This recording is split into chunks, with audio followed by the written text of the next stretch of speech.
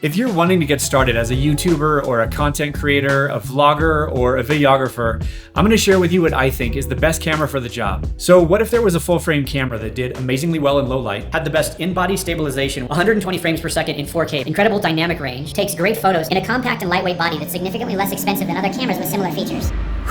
Sounds like a dream camera, right? Well, it actually exists, and it's called the Sony ZV-E1. Sony's packed a huge amount of value into this camera body, and if I was getting started, this is the first camera that I would pick hands down, and I've got a link for you in the description. This is the same sensor as the legendary A7S III and the FX3, which was recently used as the main camera to shoot a major motion picture, an action sci-fi movie called The Creator, and it looks amazing. The ZV-E1 has the same sensor in it in a more compact camera body and with a few tricks up its sleeve. This means if they had used this camera to film that movie, it would look exactly the same. It's got 120 frames per second in 4K to capture some gorgeous slow motion shots. And if you're only shooting in HD, like for social media, you can do 240 frames per second. I have so much fun looking for moments to take advantage of the slow motion in this camera. It just looks badass. This is a 12 megapixel sensor, which means that each megapixel can let in more light.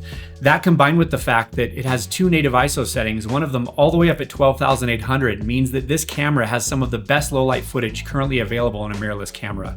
It can practically see in the dark. I took this shot at night in the desert and it was really dark, and all I had lighting me was the screen from my iPhone, and look how clean the image looks. The ZV-E1 even has some features that its bigger brothers don't have, like something called Dynamic Active Stabilization. This provides some of the smoothest video I've seen yet coming out of a mirrorless camera without using a gimbal. Here you can see I have the ZV-E1 and the A7S III, both mounted to the same rig and filming at the same time. You can see the ZV-E1 is even smoother than the A7S III, which already has totally respectable stabilization. AI auto framing. This allows the camera to crop in and then follow you around the screen as you move around, as if somebody's holding your camera and following you as you move. It's a fun and useful tool for keeping your shots from being too static when you're filming by yourself but still want to have some movement in your shot. It also has something called clear image zoom, which allows you to extend the maximum zoom range of any lens by up to 1.5 times with almost no loss in quality, even in 4K. So not only can you get extra reach out of any zoom lens that you already have, but you can also turn a prime lens, which has a fixed focal length, into a zoom lens. Here I'm shooting with a 35mm prime lens, which on its own can't zoom in or out. But since I have clear image zoom assigned to the zoom rocker on the ZV-E1, I can magically zoom in up to 50mm. You get amazing image quality out of this camera, whether you're using a standard baked-in picture profile, and it just looks great straight out of camera, or if you're using S-Log3 to get the most dynamic range you possibly can and have more flexibility to color grade in post.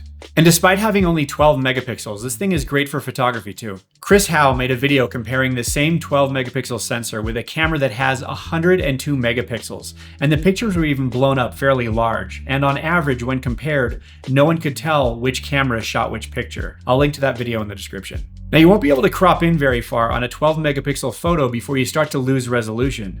But the good news is there's loads of software out there these days that can upscale any image, increasing its resolution and then allowing you to crop in, which basically eliminates this issue.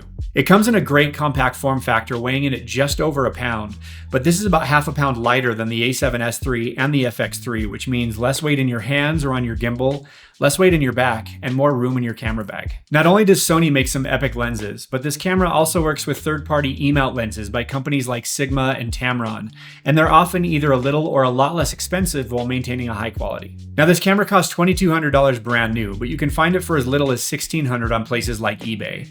And while that's not cheap, it feels like a bargain when compared to the $3,200 price tag of the A7S III and $3,700 for the FX3. Now there are some trade-offs that come with packing so much power into a compact camera body at a lower price point that I want to share with you. The first is that this camera only has one SD slot. Now this is usually only an issue for people who are using their camera professionally and doing client work because they want to have the redundancy of having a second SD card to be safe. Now this isn't a big deal to me, and I've never had an issue with the SD card slot that comes on this camera, but I wanted to make sure you're aware of it. 2, because of its compact size, there is no place to put a heatsink or a fan, which means this camera is capable of overheating if you're shooting for extended periods of time, either shooting in 4K or in higher frame rates like 120 or 60. As a YouTuber and content creator, this has not been an issue for me, nor has my camera overheated. I'm generally only shooting for minutes at a time.